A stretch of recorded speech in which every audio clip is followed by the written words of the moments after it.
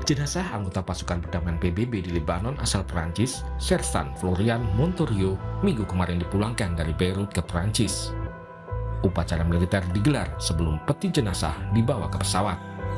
Presiden Perancis Emmanuel Macron menyebut kelompok Hizbullah bertanggung jawab dalam insiden ini.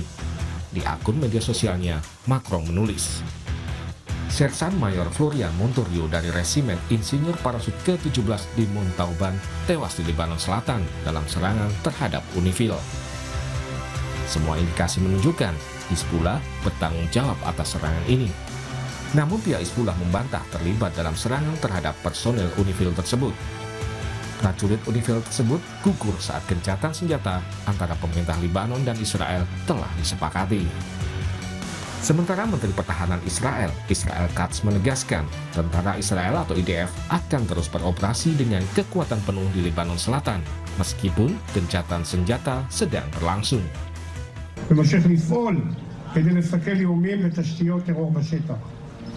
ראש הממשלה בנימין נתניהו ואני הנחינו את צה"ל לפעול בכל העוצמה, גם מהיבשה וגם מהאוויר וגם במהלך הפסקת האש, כדי להגן על חיילינו בלבנון מפני כל איום. Hizbullah mengkritik isi perjanjian gencatan senjata pemerintah Lebanon dan Israel.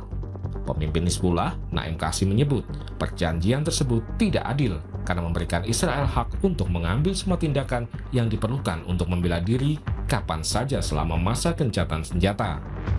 Qasim mengatakan, gencatan senjata harus mencakup penghentian total semua permusuhan, dan Hizbullah akan menanggapi pelanggaran jika terjadi serangan.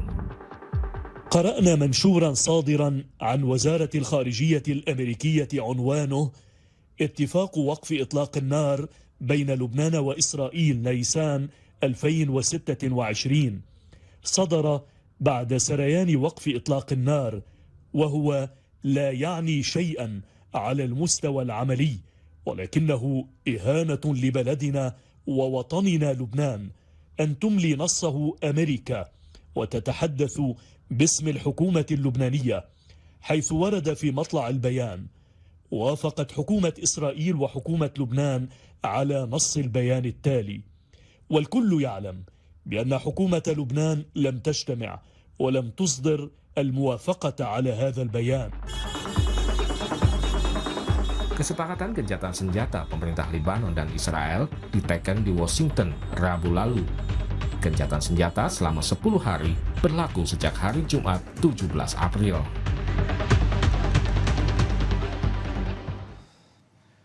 Saudara, satu personel Unifil tewas di Lebanon saat gencatan senjata pemerintah Lebanon dan Israel tengah berjalan. Lalu bagaimana implikasi dari insiden tersebut terhadap proses gencatan senjata di Lebanon? Kita bahas bersama salah satu WNI di Lebanon, di Beirut, ada Irfan Afendi, dan juga pakar hukum internasional Universitas Indonesia, Profesor Hikmahanto Juwana. Selamat malam, Bapak-Bapak. Selamat malam, Mas Radi. Atau selamat siang menjelang sore ya di Beirut ya, Mas Rifai ya. Halo, Mas, bisa dengar Mas Irfan? Bisa dengar suara saya, Mas Irfan? Oh ya, baik. Sepertinya ada kendala sedikit komunikasi dengan Mas Irfan. Saya ke Prof. Hik dulu kalau begitu. Prof. Hik, melihat kondisi seperti ini yang di saat gencatan senjata, namun ada dikabarkan satu personel Unifil kembali meninggal saat tugas. Apa yang terjadi sebenarnya yang harus kita waspadai? Kemarin kan prajurit kita dari Unifil, sekarang dari Perancis. Apa yang harus kita waspadai sebenarnya dari geopolitik nasional internasional ini? Ya, yang pasti adalah kalau yang ini sama seperti dua prajurit kita yang gugur ya, itu karena tanda kutip ada ranjau yang dalam menjalankan operasi itu meledak gitu ya. Yang saya paham, maka Presiden Macron walaupun belum ada investigasi yang konklusif, hasil konklusif, sudah mengatakan bahwa yang bertanggung jawab adalah Hezbollah, meskipun Hezbollah mengatakan bahwa mereka tidak bertanggung jawab. Ya, karena ini kaitannya dengan ranjau mungkin yang ada dan ranjau itu biasanya akan ditanam oleh pihak Hezbollah, maka dikatakan seperti itu. Tapi dalam satu perang kayak begini memang harus dilakukan investigasi secara menyeluruh dulu, baru bisa ditentukan siapa yang akan bertanggung jawab, gitu ya. Karena biasanya ada yang namanya false flag gitu ya. Ya. Jadi ada apa namanya tuduhan yang sebenarnya tidak seperti itu. Jadi disinilah pentingnya adanya investigasi, dan investigasi terhadap para prajurit kita ini masih belum konklusif karena ada hasilnya yang masih sementara tapi belum konklusif untuk menentukan siapa yang bersalah seperti itu. Oke. Sebelum kita lanjutkan tentang bagaimana hukum internasional saat proses gencatan senjata diberlakukan, saya akan tanya dulu ke Mas Irfan. Saya sapa kembali Mas Irfan. Halo Mas Irfan. Halo, selamat siang dari Lebanon. Ya, baik. Anda sekarang posisi berada di Beirut ya, Mas Irfan ya? Ya, betul. Saya ingin tanyakan, dan juga pemirsa Kompas TV juga ingin tahu mungkin ya, Beirut dengan titik tempat paling berkecamuknya konflik di Lebanon ini seberapa jauh jaraknya? Kalau untuk akses ke sana, itu misalnya dengan mobil ya kita sekitar 60 sampai 70 kilometer. Jadi sekitar 60 menit sampai 90 menit untuk bisa sampai ke sana. Oke, Itu kalau dengan jalan yang apa normal ya kan. Tapi kan kita sekarang tahu jalannya sudah nggak apa normal lagi karena sudah banyak jalan yang dihancurkan untuk akses ke sana. Ya, itu tepatnya berarti titiknya ada di Lebanon Selatan ya, Mas Irfan ya? Ya, betul. Ya. Nah, Betul. itu dari Lebanon Selatan ketika itu berkecamuk, saya sempat dengar informasi ada juga riak-riak di Beirut. Apakah betul seperti itu? Kondisinya bagaimana saat ini yang terbaru? Ya, kalau untuk kondisi di Beirut sendiri, semenjak adanya ceasefire ini ya, alhamdulillah ya kita sudah nggak ada lagi serangan-serangan. Karena kan sebelum adanya ceasefire ini, serangan itu kan ada di Lebanon Selatan, kemudian ada di selatan kota Beirut, kemudian yang di hari Rabu yang tanggal 8 itu di pusat kota Beirut, kemudian ada di Apa Lebanon Timur. Kemudian untuk setelah adanya ceasefire ini, serangan dari pasukan Zionis. Jadi mereka hanya fokus di perbatasan Lebanon yang sekarang desa-desa yang sudah mereka buat sebagai zona kuning, yaitu zona-zona yang mau mereka aparatakan semuanya. Oke. Nah, kalau begitu dampak secara umum ya yang dirasakan oleh warga Lebanon setelah gencatan senjata ini berarti mengarah ke hal yang positif atau masih ada yang harus diwaspadai oleh warga Lebanon, termasuk WNI di sana? Kalau untuk adanya ceasefire ini ya kita melihatnya bahwa kan ceasefire ini tidak melibatkan dari Hizbullah sendiri kan ya. Dan kemudian ceasefire ini adalah ceasefire yang dibuat oleh Trump di tengah-tengah masa diskusi yang dimulai dari otoritas Lebanon dan otoritas Zionis sendiri. Nah, kemudian dibuatlah ceasefire ini yang dimulai hari Jumat. Kemudian kita lihat apakah ada perubahan setelah adanya ceasefire ini. Tapi yang kita lihat, yang kita rasakan sebagai masyarakat yang tinggal di Beirut, itu seperti tidak ada perubahan. Maksudnya mereka masih menyerang setiap hari di daerah selatan. Memang mungkin kalau di Beirut tidak ada serangan, tapi setelah adanya ceasefire kemarin 2 hari itu drone nggak ada di atas kita. Tapi sudah mulai hari ini mereka sudah mulai menyebar drone lagi di atas kota Beirut, kemudian di kota-kota yang lain. Oke, artinya ya suasana mencekam masih bisa dirasakan sebenarnya ya di Beirut sendiri ya? Kalau mencekam dikatakan mencekam tidak. Cuman kondisinya tidak normal seperti Tidak biasa. normal. Oke.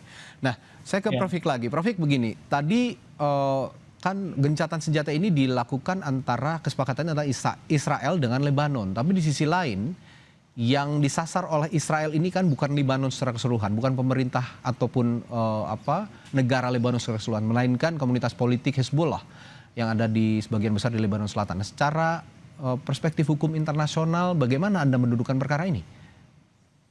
Ya, memang Hezbollah bukan pihak yang melakukan perundingan dan menyepakati adanya gencatan senjata ini.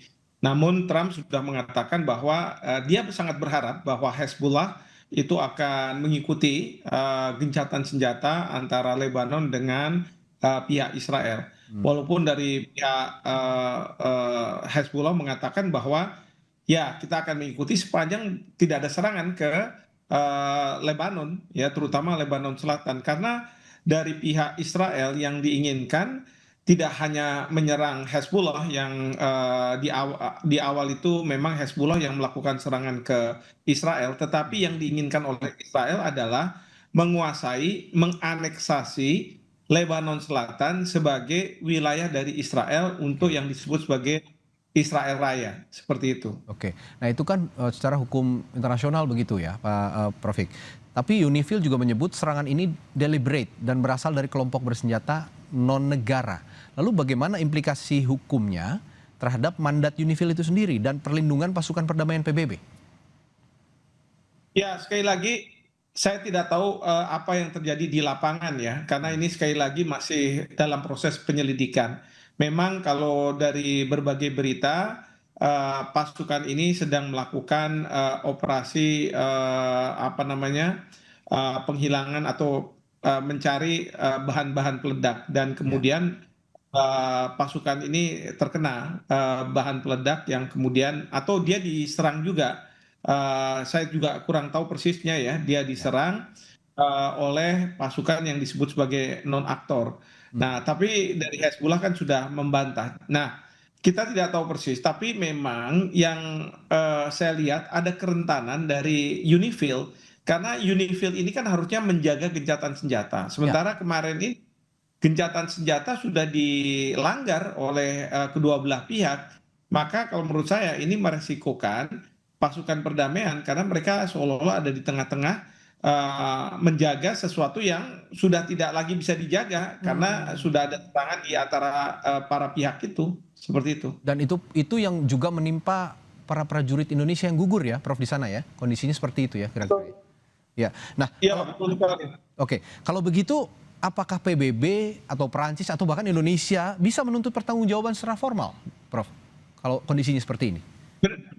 Ya, sebenarnya PBB lah yang bisa minta pertanggungjawaban secara formal kepada siapapun yang bertanggung jawab ya, karena pasukan ini sudah diserahkan kepada PBB dan mereka menjadi agen dari Perserikatan Bangsa-Bangsa yang tentunya kalau terjadi apa-apa terhadap mereka, maka PBB lah yang paling bertanggung jawab dan yang paling bisa untuk menuntut ganti rugi dan lain sebagainya.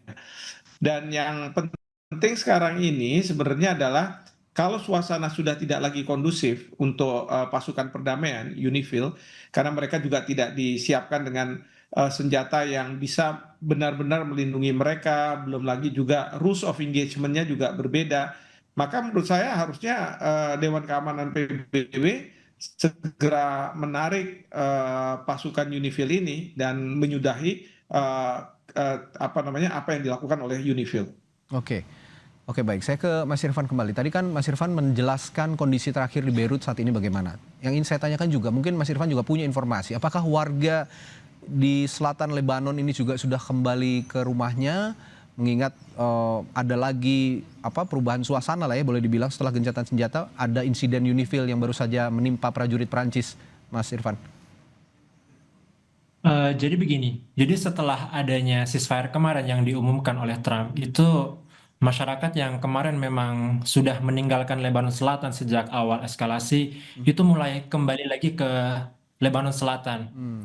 Cuma setelah 1 hari dari pihak Zionis maupun Hezbollah kan mereka tetap melanjutkan serangan itu di daerah selatan. Nah, dari itulah masyarakat yang kemarin pas sudah sampai ke selatan, mereka menemukan kondisi ini kita masih belum bisa kembali ke selatan. Karena itu yang kemarin di hari Jumat setelah mereka mengarah ke selatan, di hari Sabtu dan Minggunya mereka mulai lagi mengarah ini ke daerah utara, ke Beirut, ke Saida, ke kota-kota yang ada di utara untuk kembali lagi. Setelah mereka menemukan ternyata kondisinya tidak seperti ceasefire, maksudnya di sana masih ada serangan, masih ada bom yang ditanam di jalan seperti itu.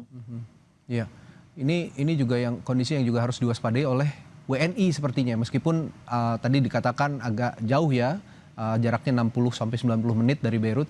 Tapi ingin saya juga tanyakan, sebagai warga negara Indonesia yang tinggal di Lebanon, bagaimana kondisi para WNI di sana, aktivitasnya bagaimana. Saya akan tanyakan hal itu nanti ke Mas Irfan setelah jeda di Sapa Indonesia Malam, tetaplah bersama kami.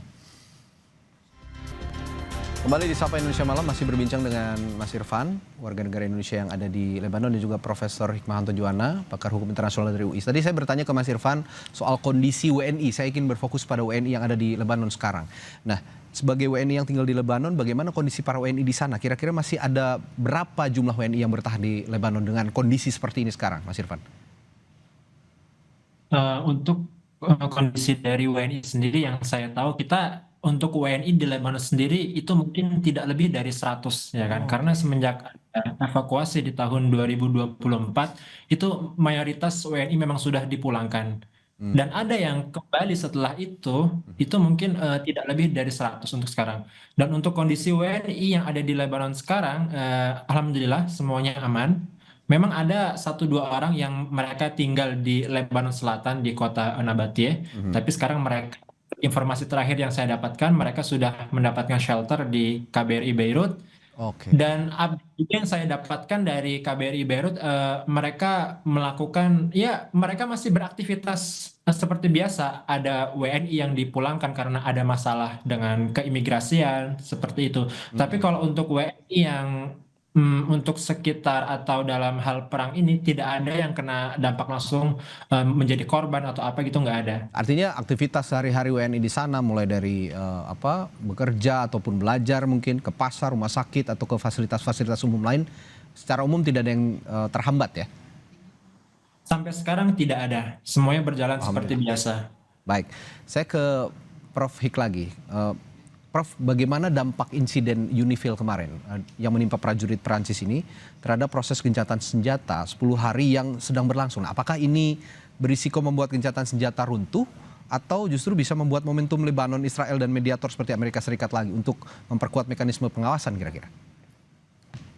Ya, sementara ini gencatan senjata tidak runtuh ya, walaupun tadi kita juga mendengar dari Mas Irfan dan juga yang berita-berita yang saya lihat begitu ya, bahwa posisi pihak Israel itu masih tetap di Lebanon Selatan, dan mereka tadi juga sudah disampaikan bersiap melakukan operasi. Mungkin juga ada serangan-serangan kecil yang dilakukan. Nah, sementara kalau Unifil kelihatannya masih menjalankan tugasnya, memastikan bahwa tidak ada misalnya ranjau dan lain sebagainya itu, tetapi tentu resikonya sekarang lebih tinggi. Tapi sekali lagi, gencatan senjata yang sudah dinyatakan itu sudah mulai berlaku.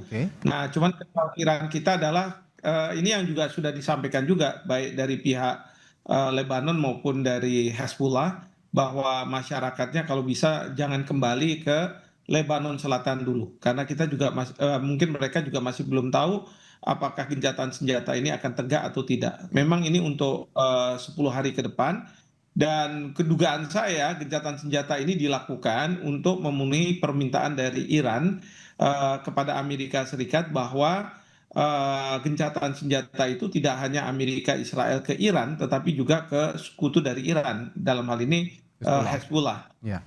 Nah, oke, nah tapi begini Prof, tujuan gencatan senjata ini kan salah satunya adalah pelucutan senjata Hezbollah. Nah ini yang jadi concern dari Amerika Serikat dan juga Israel. Bagaimana peluangnya kalau memang tujuan gencatan senjata ini adalah pelucutan senjata Hezbollah? Mampukah pemerintah Lebanon melakukan selama 10 hari gencatan senjata ini? Mengingat ya, pemerintah Lebanon juga dalam quote and quote begitu, sekarang lebih sepertinya merapat ke Amerika Serikat dan Israel setelah pertemuan di Washington DC. Ya, kalau misalnya gencatan senjata ini berujung pada pelucutan senjata, saya yakin dari pihak Hezbollah pasti tidak mau. Apalagi kalau misalnya yang melakukannya adalah sebenarnya otoritas di Lebanon, karena tentu otoritas di Lebanon mereka tidak akan melakukan hal tersebut ya. Tapi ini biasanya prasyarat yang dilakukan oleh Israel. Sama ketika Hamas diminta untuk di Gaza itu terjadi perdamaian, Israel minta bahwa Hamas harus dilucuti senjatanya. Sebagai non-state actor itu harus dilucuti senjatanya. Tapi kan yang kita harus khawatirkan kalau di Gaza itu kan bukan otoritas Lebanon tapi otoritas kita Indonesia. Kalau kita jadi menyumbang pasukan di sana, itu yang justru harus hati-hati. Nah, jadi ini yang selalu menjadi prasyarat bagi Israel kalau misalnya ada gencatan senjata yang permanen. Kalau sekarang ini kan memang 10 hari. 10 hari ini sebenarnya memberikan ruang sebenarnya untuk Amerika Serikat berunding dengan pihak Iran kalau dalam pandangan saya ya, supaya kondusif, tidak ada serangan-serangan dari Israel ke Lebanon gitu ya, karena ini menjadi prasyarat bagi Iran. Meskipun sekarang Iran mengatakan bahwa dia tidak akan hadir di dalam perundingan yang akan dilakukan di Pakistan. Oke.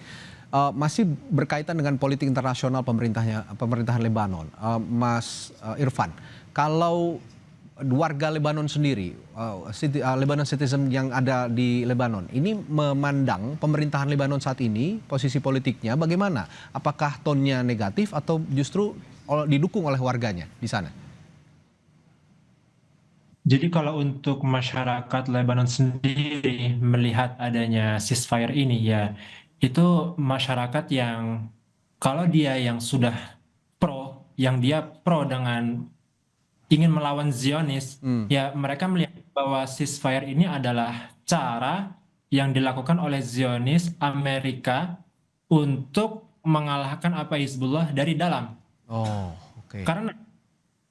Karena seperti ini, Zionis kan sudah melakukan perang ini sudah berbulan-bulan atau mungkin sudah dimulai sejak puluhan tahun juga. Tapi sampai sekarang mereka masih tidak mampu untuk menghancurkan Hizbullah. Kemudian mereka meminta dari otoritas Lebanon untuk melucuti senjata Hizbullah juga. Oke, nah yang menarik sebenarnya pelucutan senjata ini sudah dilakukan sejak tahun kemarin, yang dimana pihak Zionis itu mengancam kepada otoritas Lebanon, kita kasih kalian waktu sampai akhir tahun 2025.